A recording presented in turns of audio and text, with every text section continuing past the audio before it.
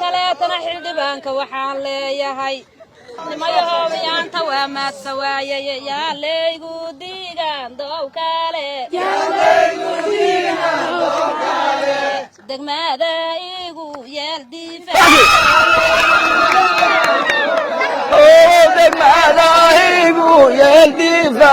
si loo ambaqaado qorshaha lagu dhiiragelinaya ciidanka xoogga dalka Soomaaliyeed iyo xaq u dirirka deegaanka ee ku sugan magaalada Masagawa iyo tuulooyinka hoostaga ayaa waxaa maanta halkaasi soo gaaray wafdi ballaaran ee uu horkacaya xildhibaan Cabdirasaaq Aadan Warsame Xusul.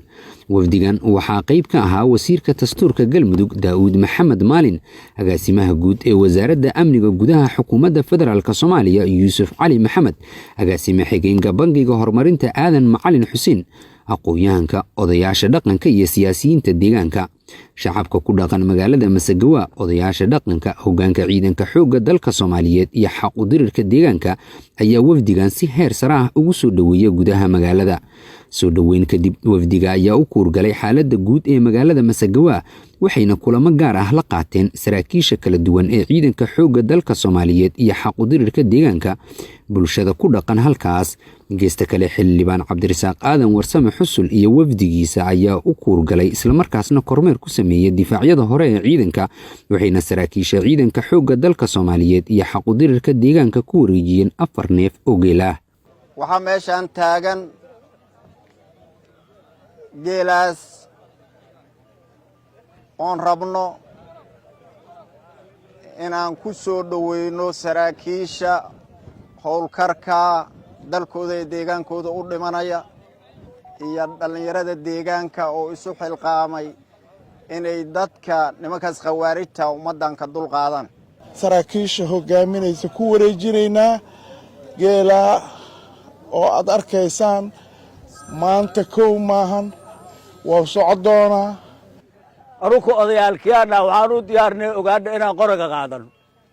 aniga warkayga waxaan ku koobaa walaalkii ayaa ka warbaxsha geelaas. waxaa la hubaa anugaba waana la yar yahay, laakiin ducaanu kugu kabaynaa. safarkeena wuxuu ahay safar ah in aan marka hore soo nimaadno Masagawaay aan ogaano xaqiiqda dhabta ay ka jirta Masagawaay iyo sida qaranista lagula dagaalamayo iyo dadka meeshan joogo oo dagaalka wado in aan sameeyno wax la yiraahdo moral support aan support gareyno. waxaan u nimid dadka magaaladan joogo waxaa ka muuqato qeyro inay maanta diyaar u yihiin inay la dagaalamaan ama wax ka qabtaan cadawga. saa daraadeed waxaan rabnaa wafdigeenu ama uu u soo jeedaa ama uu rabaa in dagaalkaasi aan naqano qayb ka mid ah. maalinka koobaad oo meeshan imaahaynay sida xaaladdu naqanay qof ogay ma jir, laakiin raga idoo sidaas ay tahay mugdigaas inuu jiro og inta umuurahoodii iyo cabsidoodii meel iska soo dhigay ay maalinkaas hadda waa 3 bilood 4 bilood ka hor ay inta soo baxeen qora qaateen waxay go'aansadeen in ciidankana garab istaagaan magaaladan meesha ay joogtana ay soo gaarsiiyaan. horta raggaas ay kuna ma hadle inti iyaga dhiirigelin inta ay u noqdeen gadaal dambe uga soo beertana ma haday leeyihiin. inta waaga dhimanna waxaan rabnaa inay halgankan ku soo beeraan.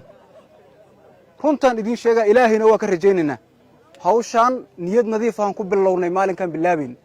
qof kasto anaga naga mid xabad ku rido dhiigaas ma taqaana ayaa u ah ma taqaana dambi dhaaf u ah. waana wax xaqiiqo ah culimada islaamka ay isku khilaafsaneen way oo muttafaq ah waay.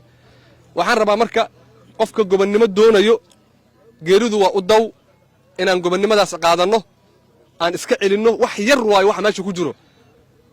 guushu waa inta yar oo cagaha lagu haayo, waxa meesha ku jiro ma badno, laakiin waxay iska dhigayaan wax badan, dadkay rucbi iyo argagax ku ridayaan.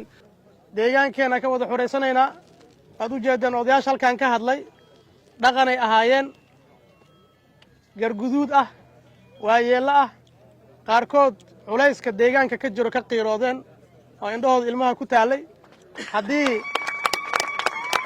haddii waayeelladaas aan ilinta ka tiri weynana gobonnimada way dhimanaysaa. si gobonnimada aysan u dhimanin, dadnimada u noolaato, waxaan rabnaa in arrinkaas aan u istaagno dhammaanteen, aan gacnaha isku qabsanno. annaguna waxaan idinkuugu nimid maanta, maalmahaan idinkula joogi doonaa in arrimahaas aan xoojinno. oo idin kala qayb qaadano intii aan kari karno naftana ay nagu jirto taliyaha ururka 86aad guutada 77 maxamed cali alaale oo wakiil ka ahaa ciidanka xoogga dalka Soomaaliyeed iyo xaquudirirka deegaanka ayaa la wareegay 40 neef ee geelka ah wuxuuna kaga mahadceliyay wafdiga ballaaran ee maanta halkaasi soo gaaray waxaan kaloo halkaan mahadcelin ballaaran ugu jeedinayaa madaxda soo qaabishay iyo ragga la socdo ah nabadoonnada guud ee deegaanadan waxaan ka gudoonay si sharaf leh waxaan kala wareegnay xoolaas geela xagga taagan waxaana halkaa kula wareegay anigoo ku hadlaya magaca saraakiisha ciidanka xoogga dalka ee askartooda macal saraakiil xigeenadooda iyo macawsleyda deegaanka u dhalatay Sakariya Qaasim Maxamed Bagax magaalada Masagawa bariga Galgaduud bartamaha Soomaaliya